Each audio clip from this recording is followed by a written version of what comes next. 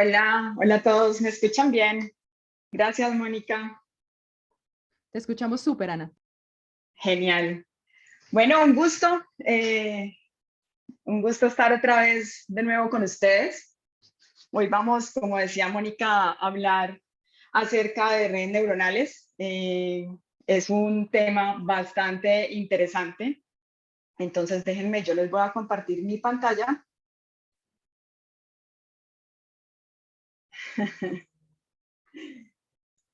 Y empezamos de una vez, ¿cierto, Mónica? Por supuesto, Ana, cuando quieras. Listo. Bueno, déjenme ya abro por acá el chat. Ok, ok. Bueno, entonces vamos a empezar. Muchísimas gracias pues por esa bienvenida. Esto es un abrebocas de lo que tiene que ver con redes neuronales y de lo que vamos a trabajar en esta semana. Recordemos entonces que tenemos un tipo de modelos particulares para todo este mundo de Machine Learning, que son las redes neuronales.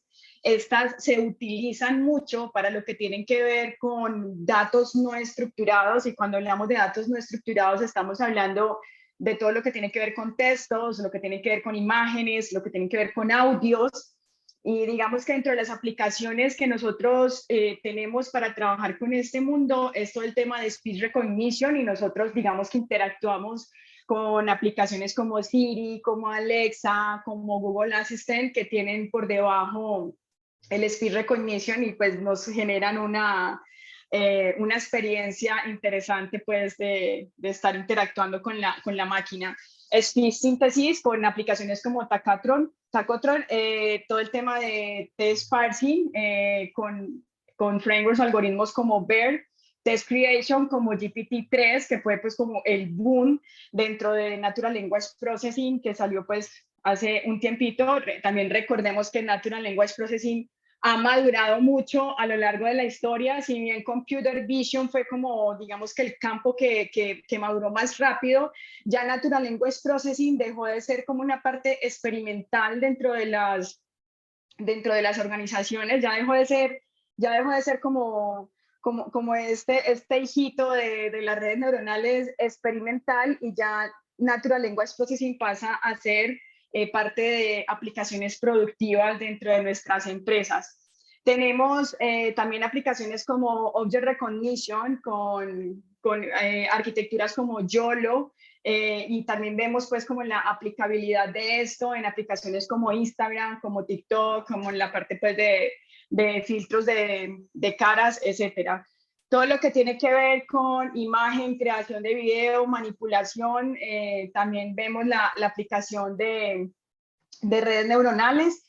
E incluso, a pesar de que las redes neuronales, digamos que tienen vamos a ver pues más adelante cuando profundicemos en el tema de Deep Learning, vamos a ver que también pues las redes neuronales se pueden utilizar en escenarios convencionales como lo que nosotros conocemos de problemas de clasificación y de regresión, ¿sí? Entonces, es un mundo muy interesante. Hay diferentes como arquitecturas de redes. Aquí vamos a ver la más simple, la más sencilla, y ya a lo largo del resto de días ustedes van a ir como profundizando más en el tema y metiéndose en el tema de Deep Learning. Entonces vamos a empezar con qué es exactamente una red neuronal, y para poder comprender este concepto vamos a arrancar con el concepto de la neurona. Entonces, dentro de lo que nosotros hemos visto en clases o en sesiones anteriores, hemos visto que, por ejemplo, un modelo de regresión lineal a la final se convierte en una ecuación matemática donde yo voy a tener una función y, yo voy a tener una variable y que quiero predecir con base a unas características X, y lo que nosotros tenemos como resultado es una función de X que nos va a permitir tener ese Y. Si nosotros traducimos esto al tema de la neurona lo que va a hacer es que va a tener unas entradas X, va a tener unas características que lo estamos viendo aquí, y todas estas entraditas multiplicadas por un peso respectivo pasan por una sumatoria y al hacer esta suma producto X1 por W1 más X2 por W2, pues nos va a permitir a la final tener una predicción Y. Si nosotros vemos esto, es una ecuación lineal, como la que nosotros hemos venido trabajando. Sin embargo, aquí estamos viendo un componente adicional que es una función de activación. Esta función de activación lo que nos va a permitir es como quitar la linealidad que nos genera esta suma producto y nos va a permitir aprender lo que requerimos de estos datos. Esto es una simple neurona, es una función de suma producto, pasa por una función de activación y nos genera una salida que sería nuestra predicción. ¿Qué funciones de activación nosotros tenemos? Realmente la más popular es la ReLU. Esta es una de las más populares. Las funciones de activación por lo regular están entre el rango de -1 y 1 o entre 0 y 1. Y aquí en la referencia pues, que ustedes tienen van a encontrar las diferentes funciones de activación que podemos trabajar. Por ejemplo, si vemos la ReLU, lo que hace la ReLU es que nos cancela los valores negativos y nos permite trabajar con los positivos. ¿Eso qué significa? Lo vamos a ver de pronto ahorita más adelante. Pues que si yo tengo aquí en este resultado de suma producto un valor negativo, cuando pase por la función de activación, pues vamos a tener 0. Pero si tenemos acá un valor positivo, cuando pase por la función de activación, pues vamos a tener ese valor. ¿Eso qué va qué va a generar cuando tenemos varias neuronas, cuando tenemos la red completa? Que unas neuronas van a estar activas y otras van a estar desactivadas. Eso es lo que nos hace pues esta función de activación. Sin embargo, en ocasiones no se trabaja con la ReLU, sino que se trabaja con esta que es la Leaky o con la paramétrica, para no perder como el conocimiento cuando las neuronas nos dan negativo. Entonces lo que hacen es que se trabaja con una pendiente diferente de los valores positivos y para no apagar de manera completa la neurona. Eso es como lo que hace. Entonces, ¿cuál función de activación utilizar o no? Pues eso hace parte pues como de los hiperparámetros que nosotros vamos a calcular cuando estamos configurando nuestra red. Entonces, esta es una neurona. Cuando piensen en neurona, tengan claro que tenemos unas entradas. Esas entradas se multiplican por un peso, pasan por una función sumadora, hasta que vamos a tener una suma producto, y pues lo que va a hacer esta función de activación es permitirnos pasar ciertos números o no, ciertos valores o no, para generar una predicción. Cuando nosotros hablamos ya de la red, lo que vamos a hacer es combinar estas neuronas. Entonces, ¿qué vamos a tener nosotros? Y ven que esta imagen se ve como demasiado grande. Vamos a tener una capa de entrada que es donde van a estar nuestras características.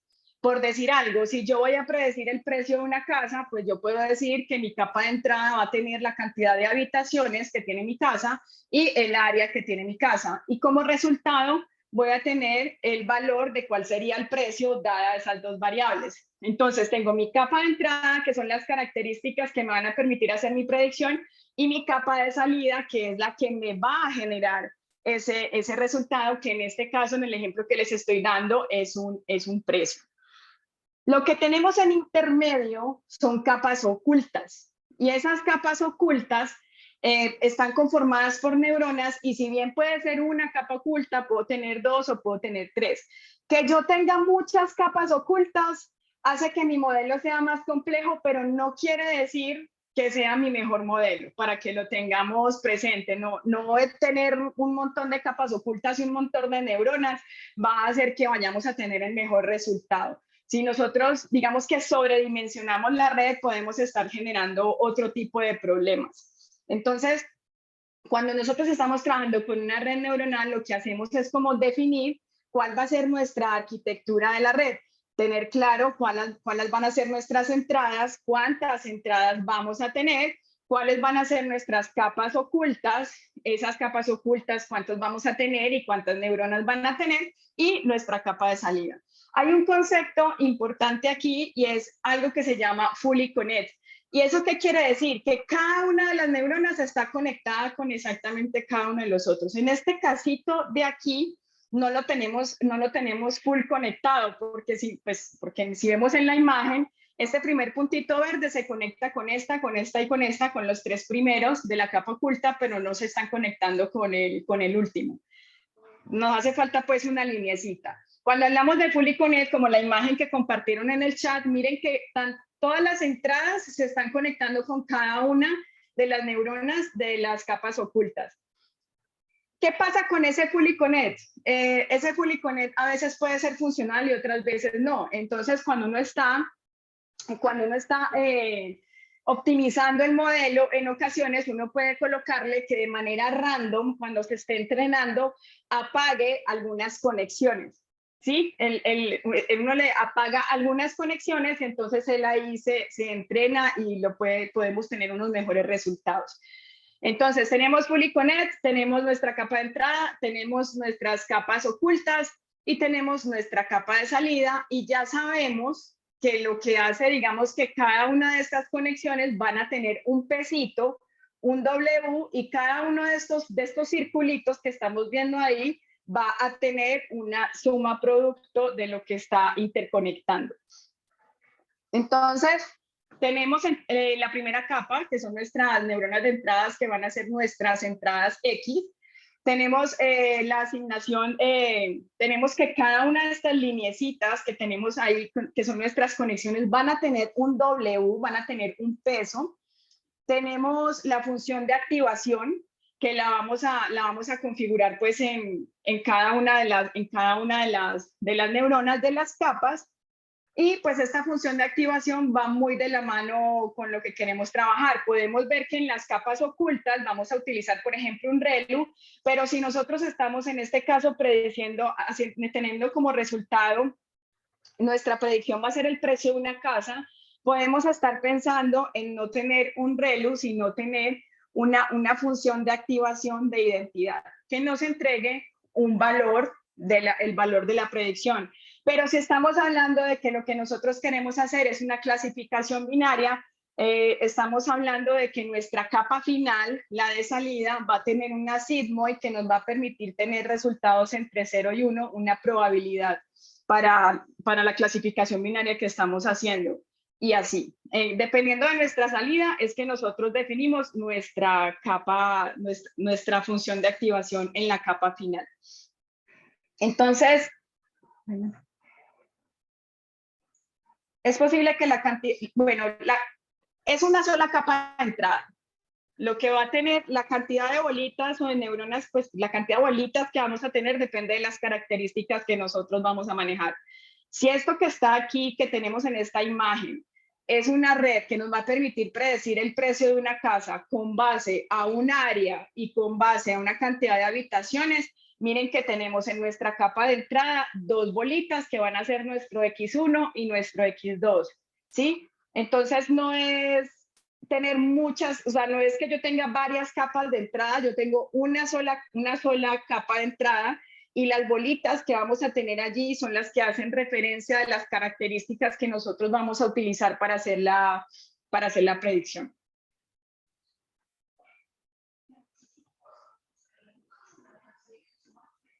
Listo. Entonces, ¿cómo funciona esto? Es un concepto matemático, pero realmente es fácil de entender. Cuando este proceso arranca a entrenarse, él define unos pesos iniciales por cada una de estas conexiones. Con esos pesos iniciales, él hace un recorrido desde mis datos de entrenamiento, desde mis datos de entrada, hasta generar una predicción. Y se los voy a mostrar acá en un slide para que me entiendan lo que les quiero decir. Entonces, miren, en este caso, ustedes están viendo mi pantalla, ¿cierto? En este caso, nosotros tenemos aquí una entrada y estamos diciendo que esta entrada tiene un valor de 2 y esta entrada tiene un valor de 3, independiente de lo que signifiquen las características. Y vamos a ver que tenemos cada una de las flechitas tienen un peso inicial. Entonces, yo lo que hago es empezar a generar mi suma producto. ¿Cómo llego a este 5? Pues este 5 llego 2 por 1, 2, más 3 por 1, 3, me da 5. Ahí estoy llegando a esta primer bolita. Después me voy para la que está aquí abajo. 2 por menos 1, menos 2. 3 por 1, 3. 3 menos 2 me da 1. Listo, llegamos a la capita oculta, ya calculamos el 5 y el 1. Continuamos con nuestra suma producto. 5 por 2 me da 10. Y 1 por menos 1 me da menos 1. 10 menos 1 me da 9. ¿Qué pasa? Cuando yo defino mi red, cuando yo defino mi arquitectura, yo le estoy dando unos datos de entrenamiento y esos datos de entrenamiento tienen unos inputs y tienen una salida conocida. Entonces, lo que él va a hacer por cada uno de esos puntitos que nosotros tenemos para entrenar es empezar a calcular cuál va a ser mi salida. Y con base a esta salida, él me va a calcular un error. ¿Cómo calcular el error? Pues como son mis datos de entrenamiento, yo sé cuál es mi resultado.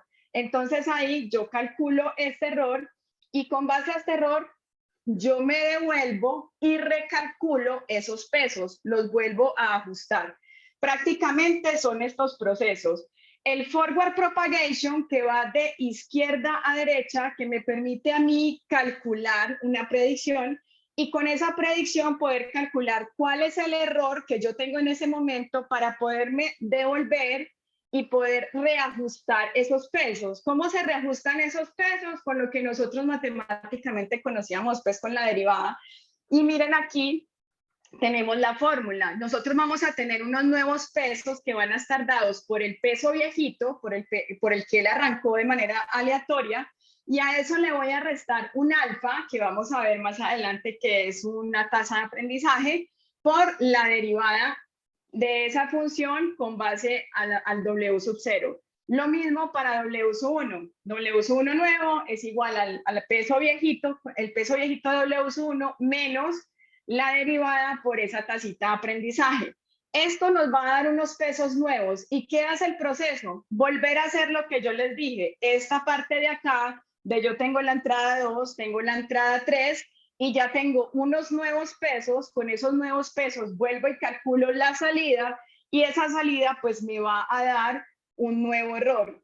¿Qué espero yo? Encontrar el mínimo error posible, que los pesitos que yo esté calculando, que los pesitos que está calculando la red, porque no lo hacemos nosotros de manera manual, que los pesos que estén calculando de la red lleguen a su mínimo valor. Entonces, así es, el famoso y el viejo descenso de gradiente que dice Brian. Entonces, acá es donde nosotros hablamos del bad propagation. Entonces son dos procesos, bad propagation y forward propagation, porque yo tengo que calcular mi predicción para reajustar mis pesos, y en ese paso me voy a quedar hasta encontrar ¿qué? Hasta encontrar el mínimo error local. Él lo hace de manera aleatoria. Los primeros pesos él los calcula de manera aleatoria y vamos a ver que él tiene diferentes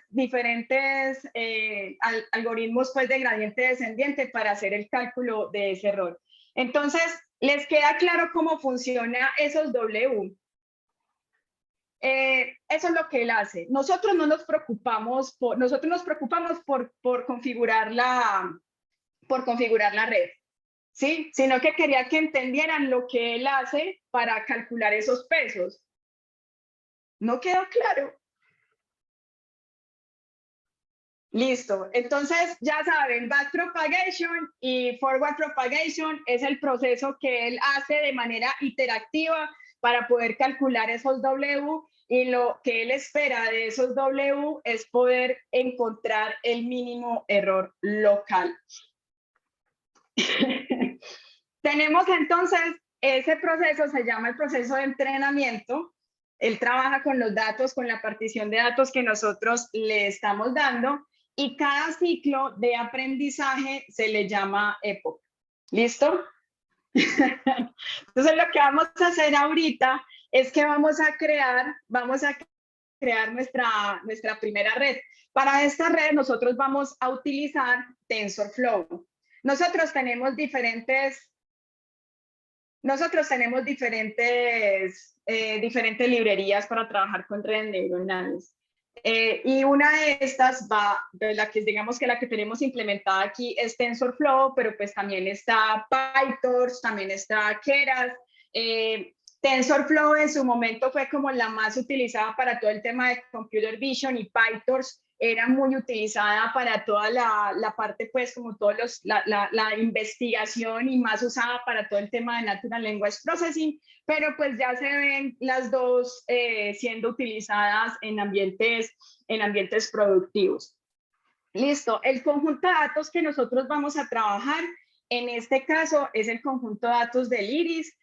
No sé si ustedes ya lo han trabajado, de pronto sí, que es simplemente características de unas florecitas para poder identificar si estamos hablando de una flor que se llama setosa, una versicolor o una que se llama virgínica. Listo, este conjunto de datos es de esos conjuntos de datos ideales que cuando uno entrena el modelo, los resultados que se tienen son bonitos. Se los digo pues porque cuando realmente trabajamos con datos de la vida real, pues no vamos a tener un modelo a la primera con tan buen resultado. Listo, entonces lo que vamos a hacer es que vamos a importar las librerías, TensorFlow, NumPy, Pandas, vamos a importar Matplotlib, y vamos a importar de Scikit-learn los datasets, porque ahí ya tiene pues el dataset del iris, y lo vamos a cargar. Miren que nosotros en las X tenemos 4 características. Tenemos la longitud y el ancho del céfalo, y tenemos la longitud y el ancho del pétalo. Esas van a ser nuestras características. Eso de entrada que nos está diciendo que nosotros tenemos que tener 4 circulitos en la primera capa de entrada. Tenemos 4 características, esas van a ser 4 circulitos. Si nosotros vemos la Y, nosotros tenemos dentro de la Y tenemos 3 tipos de 3 valores, el 0, el 1 y el 2. Eso nos está queriendo decir que tenemos una clasificación, que puede ser la opción 0, que es setosa, la opción 1, que es versicolor, o la opción 2, que es virgínica. Eso nos está diciendo que como es una clasificación con 3 labels, vamos a tener 3 circulitos de salida. Entonces ya sabemos que tenemos, gracias, ya sabemos que tenemos las 4 circulitos de entrada y 3 circulitos de salida, porque esas son, digamos que nuestras características iniciales. De los datos que tenemos, pues tenemos 150 datos, es un dataset más bien chiquito, y lo que tenemos nosotros acá es como lo que les va, esta es la información que tenemos, el tamaño de longitud y de ancho del pétalo, de longitud y de ancho del céfalo, que son las 4 características que tenemos acá, y las especies son estas 3, setosa, versicolor y virgínica, que nosotros pues no las tenemos a nivel texto, sino que ya las tenemos pues con una etiqueta numérica. Ahora bien, ya tenemos cargados nuestros datos, ahora lo que nosotros vamos a hacer es hacer la partición para poder entrenar. Entonces lo que vamos a hacer acá es que vamos a crear 2 conjuntos, un conjunto de entrenamiento y un conjunto de pruebas. Vamos a decir que el conjunto de pruebas es del 20%, ¿sí? Tenemos muy poquitos datos. Ustedes van a ver que cuando trabajamos con más información se hacen 3 conjuntos. Se hace un conjunto de entrenamiento, un conjunto de evaluación y un conjunto de pruebas.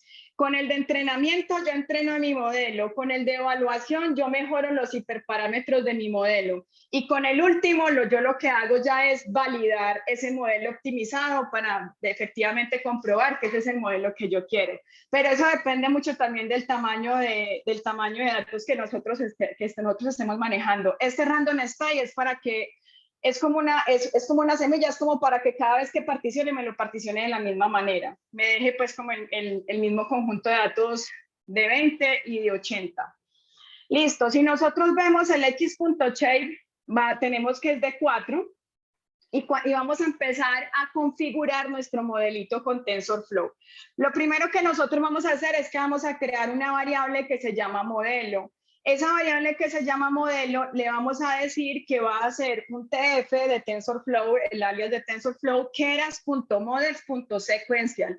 ¿Qué quiere decir eso? Que yo voy a empezar como a construir mi modelo de manera secuencial, ¿sí? Eso es como lo que le estoy diciendo ahí. Entonces ahí defino la carcasa de mi modelo y le estoy diciendo que ese modelo lo voy a empezar como a construir en bloquecitos secuenciales. Ya después de que yo hago esto, le empiezo a configurar cada una de las capas. Entonces, miren que yo a este modelo le utilizo un método que se llama adicionar. ¿Qué le voy a adicionar? En primera instancia, yo le estoy adicionando una capa que le estoy diciendo que es dense, que quiere decir que va a ser fullmente conectada, y le estoy diciendo que va a ser de 10 neuronas. Y adicional a esto le estoy diciendo que va a tener una función de activación tipo ReLU, y le estoy diciendo que el input shape va a ser del tamaño que tenemos en x.shape en la posición 1, que es el 4, ¿sí? ¿Qué quiere decir? 4 circulitos de entrada, y esos 4 circulitos de entrada se van a conectar a 10 circulitos que van a ir en una capa oculta. El input shape es el input, la forma de mi entrada. La forma de mi entrada en este caso son 4. No, el 10 no quiere decir que sean 10 input. Lo que yo le estoy diciendo aquí es, yo voy a tener una entrada de 4, ¿y de dónde sale este 4? De este x.shape1. Y lo que le estoy diciendo a esto es que esto se va a conectar con 10 neuronas. Prácticamente estoy haciendo esta primera partecita que está aquí. Le estoy diciendo, usted va a tener un input shape, que es este que estamos viendo acá. Este es mi input shape, cambiémoslo de colorcito. Ay, ¿por qué no me deja cambiar de color? Bueno, este va a ser mi input shape, que van a ser 4, que son las 4 características que yo tengo en mi X. ¿Listo? Y me las está dando el dataset. ¿Qué significa el 10 que está ahí? Que yo esas 4 las voy a conectar con 10 neuronas, que van a ser mi primera capa oculta. Eso es lo primero que estamos definiendo ahí. ¿Por qué? Pues porque le estamos diciendo que va a tener 10 neuronas, pero así como le puede poner 10, le puede poner 20, le puede poner 20, le puede poner, ay, shape forma. Ah, gracias. Listo, entonces esta es mi entrada, las que voy a colocar en amarillo, y estas van a ser mi primera capita, y es lo que estoy definiendo en esa primera línea. Eso es lo que estoy definiendo en esa primera línea, que cada una de estas se va a conectar a cada una de estas bolitas que tenemos ahí. Eso es lo que dice esta primera lineecita que tenemos en la línea 2. Ahora bien, vamos a empezar a configurar las capitas ocultas, donde le vamos a decir, vamos a adicionar otras 10 neuronas y vamos a adicionar otras 10 neuronas. En este caso, yo no le tengo que decir un input shape, porque es que yo ya estoy viniendo de 10. ¿Qué quiere decir eso? Pues yo ahí le estoy diciendo, después de configurar esa primera línea, le estoy diciendo, usted va a tener otra capa de 10 y va a tener otra capita de 10. Vienen de 10. No estoy viniendo de 5, no estoy viniendo de 3, entonces yo aquí no le tengo que decir input shape. Él ya sabe que se está conectando de una que sale de 10. ¿Eso qué quiere decir? Pues esto va a estar conectado aquí, y a cada una de esas bolitas que nosotros tenemos, y esta que está aquí va a estar conectada aquí, y a cada una de esas bolitas pues que tenemos aquí, que en este caso son 10 neuronas. Por último, lo que nosotros le vamos a decir es que vamos a tener una capa, pero en este caso la capa ya va a ser nuestra capa final, que van a ser 3. ¿Por qué 3? Porque tenemos una clasificación. Ah, no, sí, este modelo tiene muchas neuronas para estos 150 datos. Va a ser una capita de 3, y esa es la que estamos definiendo. Ay, qué pena que se me fue. Estamos definiendo acá, esta va a ser nuestra capita de 3, y por último le estamos diciendo que utilice un softmask. ¿Por qué? Porque vamos a hacer una clasificación. Entonces a la final le vamos a dar esta opción del SONMAT. Aquí solamente estoy definiendo la arquitectura de mi red. Le estoy diciendo cuántas capas ocultas voy a tener, cuáles van a ser mis entradas y cuáles van a ser mis salidas. No le estoy definiendo nada más. Las capas ocultas, ¿qué tienen que hacer? Las capas ocultas tienen que aprender las generalidades de nuestros datos. Eso es lo que hacen las neuronas. Las neuronas lo que tienen que hacer es aprender esas generalidades de nuestros datos para estar en la capacidad de darnos una predicción o darnos un resultado de lo que nosotros queremos. Dentro de definir la arquitectura, cuántas capas y cuántas neuronas, es muy de experimentación. Como les decía, yo puedo crear un modelo muy complejo, pero estar teniendo problemas de overfitting porque estoy creando demasiadas capas, demasiadas neuronas y no voy a tener el mejor resultado. Entonces, a la final sí viene siendo un hiperparámetro definir qué tipo de arquitectura yo quiero manejar. Gracias, Marlon, por la imagen. Entonces, aquí nosotros ya tenemos la arquitectura, no más. Ahora bien, tenemos que empezarle a configurar otras cositas.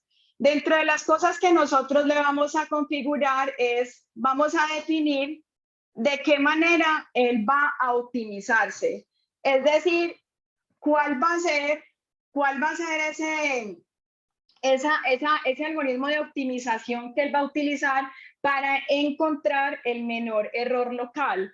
Dentro de los que nosotros tenemos el SGD, el Momentum, el ADAM, entre otros. Esos son diferentes algoritmos de optimización que podemos utilizar para obtener el menor error. En este caso, nosotros le estamos diciendo que utilice un ADAM y que la tasa de aprendizaje sea 0.01. ¿Qué quiere decir esa tasa de aprendizaje? Miren, cuando nosotros estamos buscando un error local, el menor error local, nosotros, no sé si ustedes recuerdan esta grafiquita. Esta fórmula matemática que está aquí. Yo tengo un peso y a ese peso le resto un delta por un alfa. Ese alfa es mi tasa de aprendizaje.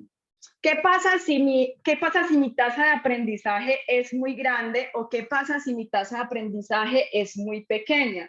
Si mi tasa de aprendizaje es muy grande, yo estoy haciendo cambios dentro de mi peso muy grandes. Y si mi tasa de aprendizaje es muy pequeña, estoy dando pasos chiquiticos. Eso traducido en esta imagen, que es donde nosotros estamos buscando el mínimo local, quiere decir que si este puntito rojo en un inicio ese puntito rojo no está ahí, sino que está, por ejemplo, acá, y yo lo que espero es encontrar el mínimo error. Hagan de cuenta que yo tenga una tasa de aprendizaje muy grande. Si yo tengo una tasa de aprendizaje muy grande, yo puedo cometer el error de que mi puntito va a estar oscilando entre línea y línea. Entonces, puede que no me converja y puede que él no me encuentre el mínimo error, porque él va a estar dando pasos muy grandes de cambios y no vamos a poder llegar como de manera rápida o incluso podemos no llegar a converger, encontrar el mínimo local. Y si yo hago pasos muy chiquitos, o sea, si yo defino pasos muy chiquitos, lo que va a suceder es que puede que me demore un poquito más en encontrar el mínimo, porque él ya va a empezar a moverse de a pedacitos. Sí, esa es como digamos que lo que nosotros tenemos de la tasa de aprendizaje explicado pues así, explicado pues un poquito pintoresco pues, pero es para que me entiendan. Si yo le doy una tasa de aprendizaje muy grande, pues me va a dar pasos muy grandes y puede que me empiece a oscilar dentro de mi curva. Pero si yo le doy pasos chiquitos, él va a ir, se va a demorar un poquito más, pero pues va a encontrar el mínimo.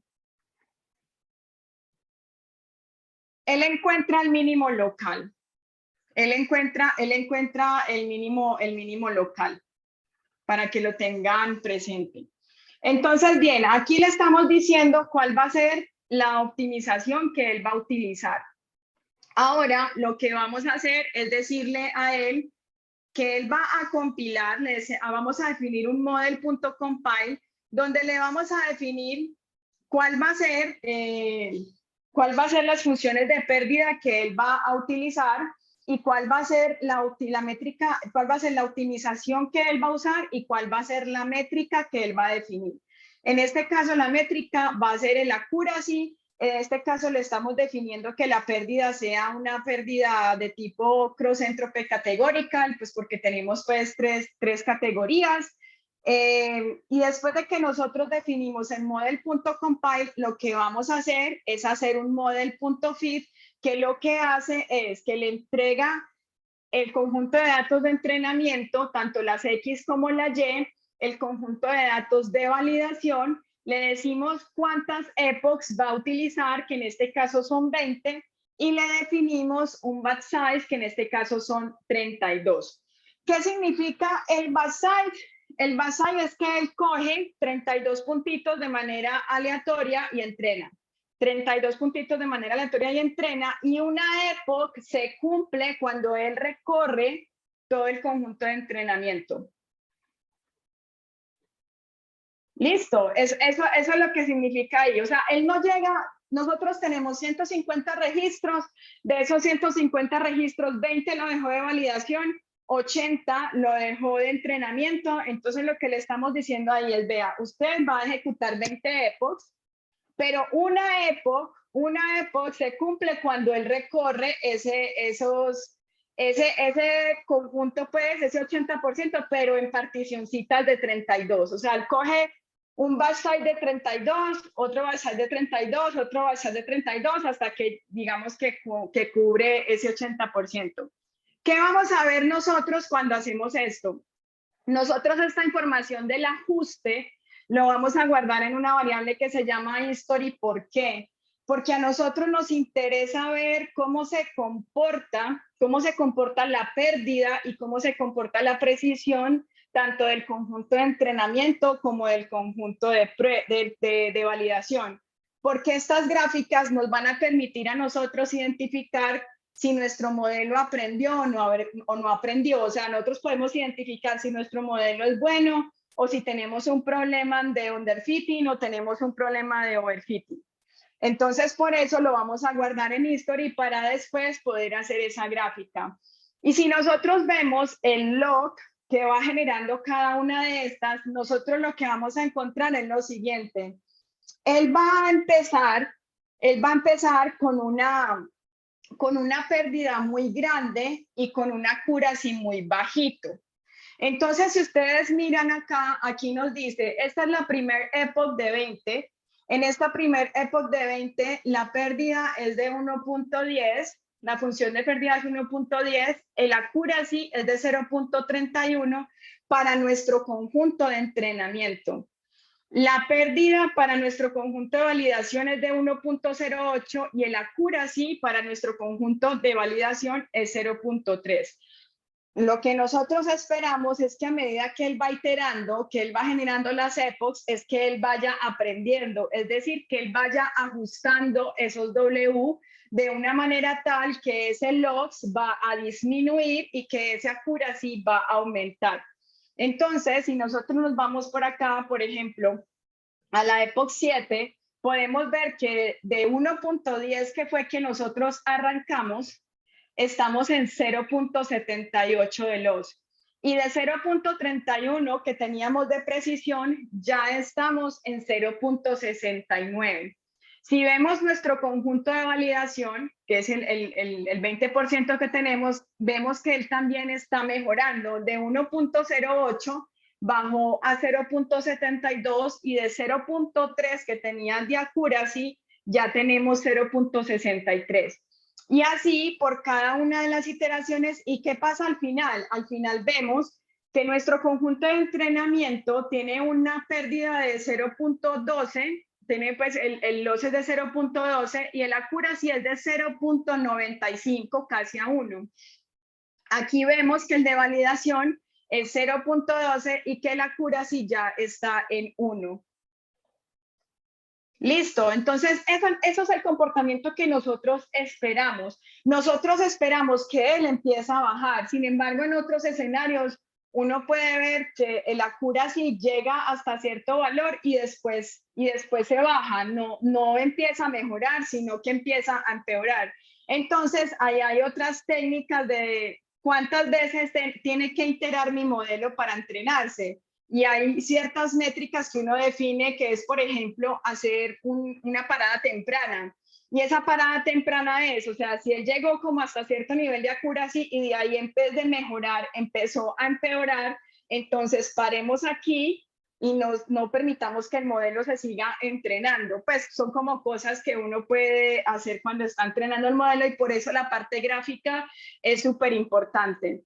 Entonces, si nosotros vemos esa historia, vamos a ver que la historia nos entrega un diccionario con diferente información. Una de esas es la pérdida, pero para todas las iteraciones del conjunto de entrenamiento. Luego vamos a tener el accuracy para todas las iteraciones del conjunto de entrenamiento y luego vamos a ver la pérdida para el conjunto de validación y el accuracy para el conjunto de validación y lo vamos a graficar. Entonces, esta es nuestra gráfica y aquí nosotros, ¿qué se espera cuando se está entrenando? ¿Qué se espera cuando se está entrenando el modelo? Primero se espera que él arranque más bien brutico, por decirlo así. Se espera que él arranque con un error alto, que él arranque con un error alto, pero a medida que vayan pasando los epochs, él tiene que empezar a mejorar. Él tiene que empezar a mejorar. Y aquí estamos viendo que lo que pasa es que este conjunto de datos pues es muy bonito. Entonces por eso esa gráfica nos da bonita. Y si nosotros estamos viendo nuestro conjunto de entrenamiento versus nuestro conjunto de validación, y si vemos las gráficas van digamos que obteniendo prácticamente la misma curva. Entonces, en este caso, aquí estamos graficando el loss que arranca por encima de 1 y finaliza con un valor que lo veíamos ahorita de 0.12. Entonces, del loss esperamos que disminuya, que sea lo más pequeño posible, lo más cercano a 0, mientras que de la accuracy esperamos que sea lo más cercano a 1. Pero pues aquí no estamos graficando el accuracy. Y lo que también esperamos es que tanto el conjunto de entrenamiento como el conjunto de validación tenga un comportamiento similar en las curvas.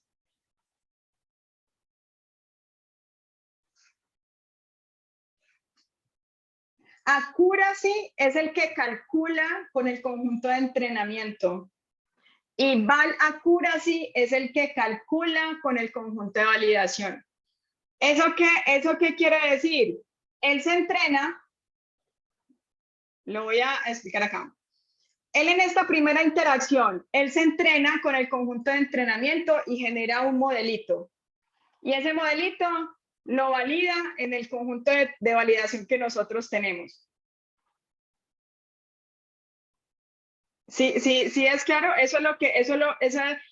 por eso es que nosotros le estamos dando en el ajuste, le estamos diciendo, usted va a utilizar el entrenamiento y la data de validación.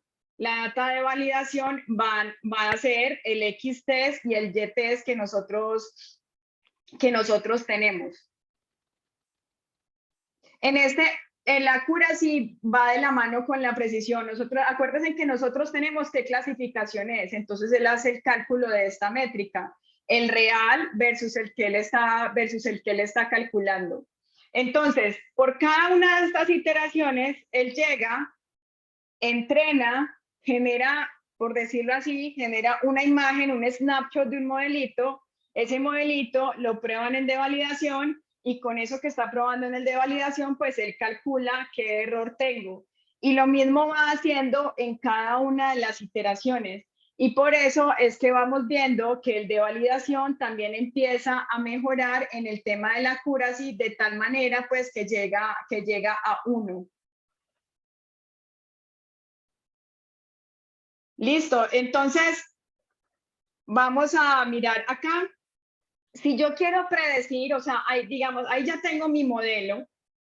El modelo lo tengo dentro de mi variable model. Y si yo quiero hacer alguna predicción, lo que yo hago es llamar al método predict, y al método predict le digo que le mando pues unas características que en este caso le estoy mandando estas. Listo, la posición 73, que le estoy mandando un registro que tiene el cépalo 6.1, 2.8, 6.1 de longitud, 2.8 de ancho y de pétalo 4.7 y 1.2. Cuando yo llamo a esta predicción, y como nosotros estamos definiendo que tenemos 3 neuronas de salidas, entonces esta predicción me va a dar 3 valores, que es lo que estamos viendo acá. Pero estamos pasando eso por unas SONMAS. Entonces esto lo que hace es, la suma de estos 3 valores me da el 100%. Si ustedes suman estos 3 valores, les va a dar 1. Y la predicción de esta variable es la que sea más cercana a 1, o en este caso, pues el valor de probabilidad más alto, que en este ejemplo que tenemos aquí sería la categorización de la mitad.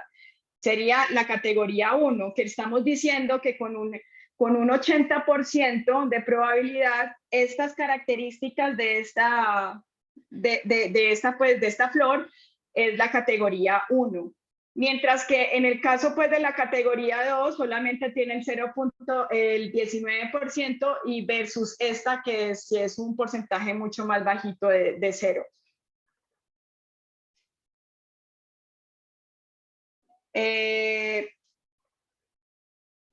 ¿Por qué le salió aquí a la compañera tan chiquitos esos valores? No sé si entrenó varias veces el modelo y le quedaron ahí. En este caso, ¿el qué hace? Yo tengo tres categorías. Entonces, lo que él hace es que él calcula una probabilidad por cada una de las categorías.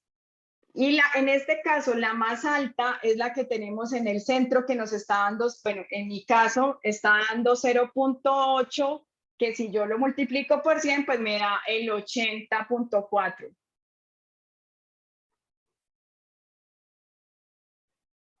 Ah, ok, ok. Listo. Entonces, él lo que hace es que ustedes tienen tres categorías, la suma de esas tres, si ustedes suman eso, es 1. La categoría que él está definiendo ahí es la que les dé más cercano a 1, la más alta, que en este caso es la del 80%, que sería la categoría 1.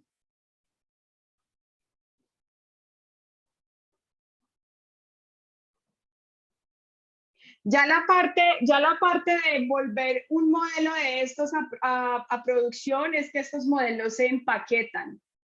Estos modelos se empaquetan, se hace ya sea un DOOM o ya sea un ONIX, dependiendo de lo que se esté trabajando, y eso se expone de diferentes maneras. Si yo voy a hacer un modelo que lo voy a consumir a demanda, es muy probable que yo mi modelo le haga un despliegue a un endpoint, a una API, que cuando yo llame a esta API, carga esa imagen que tenemos ahí y ejecuta la predicción y me devuelve un resultado. La otra forma es dependiendo de mi escenario, que puede que yo no lo necesite para consumir a demanda, sino que lo necesite más para consumir por batch. ¿Por batch qué quiere decir? Por ejemplo, si yo quiero hacer una predicción de inventarios, de cuánto inventario yo necesito para el próximo mes, porque estoy prediciendo pues mi demanda, pues es un proceso que yo no tengo que consumir producto por producto, sino que yo puedo lanzar un proceso completo para que me calcule de todo mi stock de productos cuántos voy a necesitar al siguiente mes, y eso se llama en batch, que lo ejecuto cada X tiempo. Eso ya se hace también, se empaqueta y se consume, pero no se consume como en tiempo real, por decirlo así. Las tres especies están en la documentación.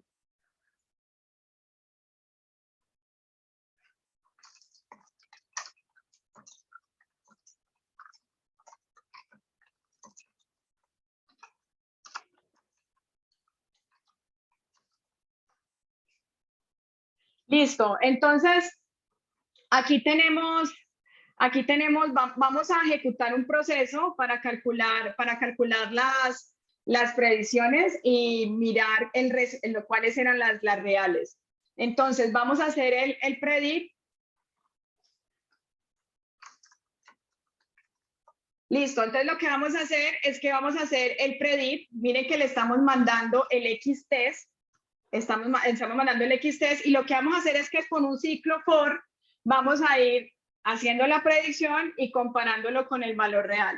Entonces, por ejemplo, tenemos que el modelo predijo 1, la especie real fue 1, y si nosotros vemos como cada uno de los resultados, como les decía, este dataset del iris es muy bonito porque nos da pues como un modelo casi perfecto. Entonces, estamos viendo pues que tiene muy pocas equivocaciones. Y si nosotros vemos el accuracy al final, el modelo de entrenamiento tiene una accuracy del 95.5 y el de validación tuvo una accuracy de 1, es decir que prácticamente todos los que teníamos en validación los predijo bien, ¿sí?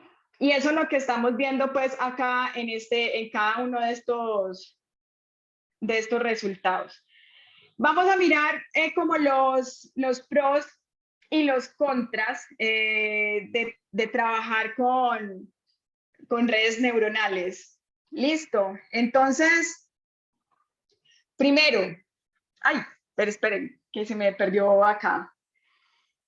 ¿Qué pasa con las redes? Pues que las redes pueden ser costositas a nivel computacional. Pues aquí estamos procesando 150 datos, todos son numéricos, pues no estamos teniendo pues igual hicimos una medio super red, pero a nivel general normalmente es caro a nivel computacional, y si nosotros estamos trabajando, por ejemplo, con imágenes, ya para digamos que el tema que van a ver ahora, si estamos trabajando con imágenes, si estamos trabajando con audio, si estamos trabajando con textos, con volúmenes de datos, pues trabajar con CPU, que son nuestros computadores pues como convencionales, a menos pues de que aquí haya alguien que tenga un computador gamer y con la super tarjeta gráfica, pues se va a requerir en ciertos casos hacer entrenamientos utilizando GPU. Sin embargo, digamos que a nivel productivo uno puede entrenar el modelo usando GPUs, y hay una estrategia de que yo entreno mi modelo con GPUs, pero consumo mi modelo con CPU. Entonces a nivel productivo es digamos que, y a nivel de dinero para colocarlo pues para desplegarlo en producción, pues es mucho más económico. El tema de la parte de interpretar mi modelo, pues ustedes vieron los modelos de regresión lineal. En un modelo de regresión lineal yo puedo decir, si estoy prediciendo el precio de una casa, yo puedo decir el precio de la casa, digamos, qué relación tiene con el tamaño del área versus la cantidad de habitaciones, si tienen pues correlaciones positivas o negativas. Yo puedo como hablar de mi modelo e interpretar mi modelo. Mientras que acá, pues, es una caja negra. Nosotros tenemos unas capas ocultas que aprenden generalidades de los datos, pero si a nosotros nos dicen explíquenos esa red neuronal que está haciendo por debajo, pues eso no es interpretable. Entonces ahí vemos pues como, pues en ocasiones las personas quieren que uno les interprete el modelo que se está realizando, y pues en una red neuronal esto no va a ser como expresar un modelo de regresión lineal. El tema pues de la confiabilidad, de que nosotros podemos tener muy buenos resultados en nuestro modelo, pero pues hay algo importante. Nosotros necesitamos hacer una muy buena selección de hiperparámetros, y dentro de los hiperparámetros está cuál es el algoritmo que nosotros vamos a utilizar para optimizar nuestro modelo, cuál es nuestra función de pérdida, cuál va a ser nuestra función de activación, cuántas capas ocultas vamos a manejar. Todos estos hacen parte de hiperparámetros, y nosotros lo que hacemos es empezar a experimentar con diferentes arquitecturas para encontrar cuál es la que mejor se ajusta a nuestro escenario. Listo, entonces dentro de esos son pues como los contras, y dentro de los pros es que es flexible, es de alta dimensionalidad, pues es rápido, puede ser escalable, y bueno, tiene muchos pros, pero pues también hay que saber cuándo utilizar una red, ¿no? Aquí hicimos el ejemplo en un tema pues de clasificación del iris, pero pues también hay muchas veces un escenario como estos, podemos obtener muy buen resultado con un modelo de clasificación normalito, sin necesidad de meternos con redes neuronales, pues. Entonces, ahí no es que todos los problemas se resuelvan con redes neuronales, no, porque hay problemáticas y hay escenarios que nosotros podemos resolverlo con un modelo estadístico, no tenemos que irnos pues a una red neuronal, entonces hay que también conocer cuál es el escenario que yo puedo colocar a competir mis modelos y ver cuál se funciona mejor, sí, eso lo puedo hacer, pero pues solamente es como para que tengan presente que no todo se soluciona con las redes neuronales.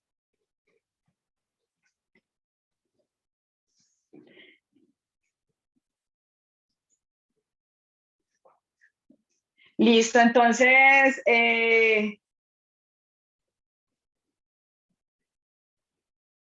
hoy sí terminamos a tiempo porque el notebook estaba cortito. Además que creo que este tiempo le sirve bastante a mi compañero con el tema que sigue, que de pronto se puede demorar un poquito más, Jorge.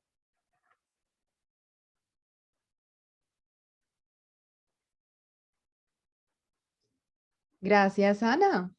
Como les decía, esto es un abrebocas, lo que viene está mucho mejor.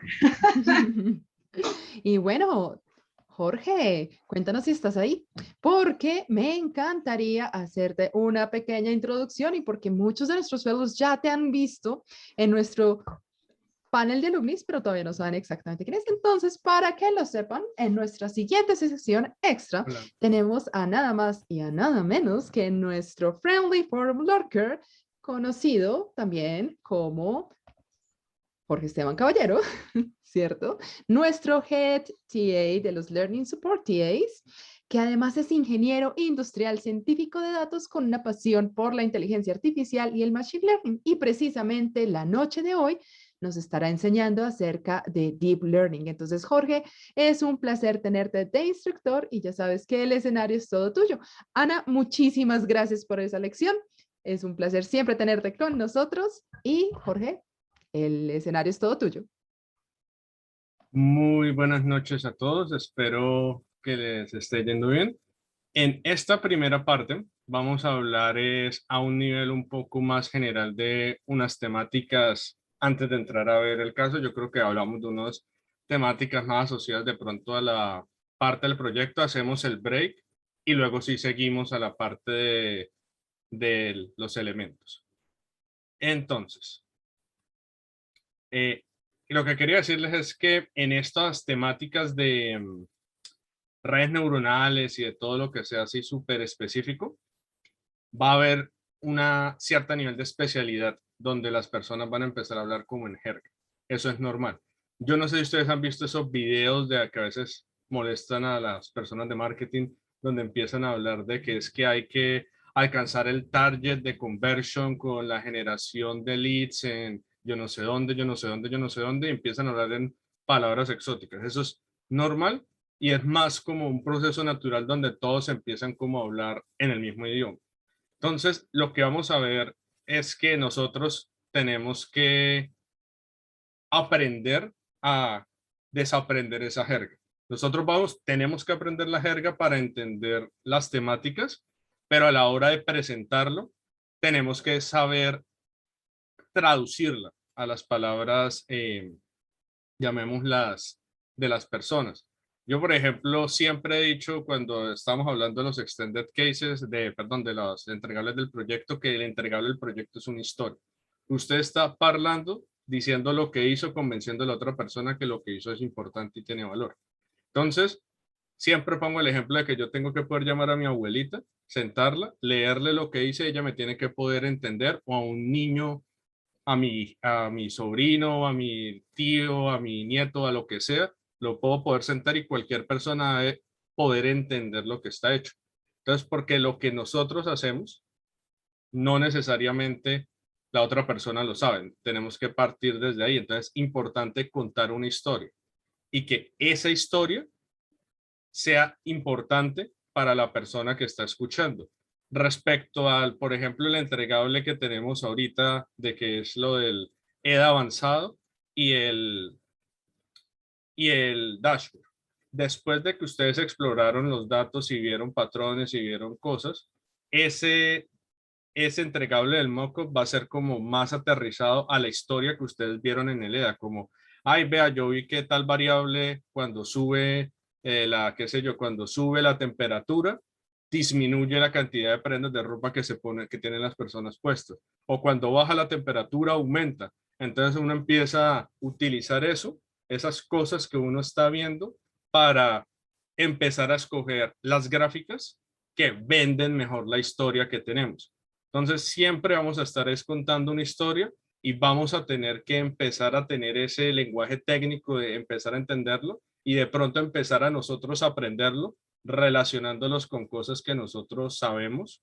Por ejemplo, durante la parte de Blender yo voy a hablar de relaciones amorosas y de bombillas, que creo que todo el mundo, si está en esta clase, debe tener electricidad en la casa porque si no, no entiendo cómo están conectados. Entonces, vamos a asumir que tienen un switch, un bombillo y que al menos han tenido algún tipo de relación amorosa o han tenido amigos que tienen relaciones amorosas. Entonces, vamos a ver si con esa asociación de la palabra técnica a algo común, entra más la palabra técnica y sale más fácil la palabra técnica para las otras personas.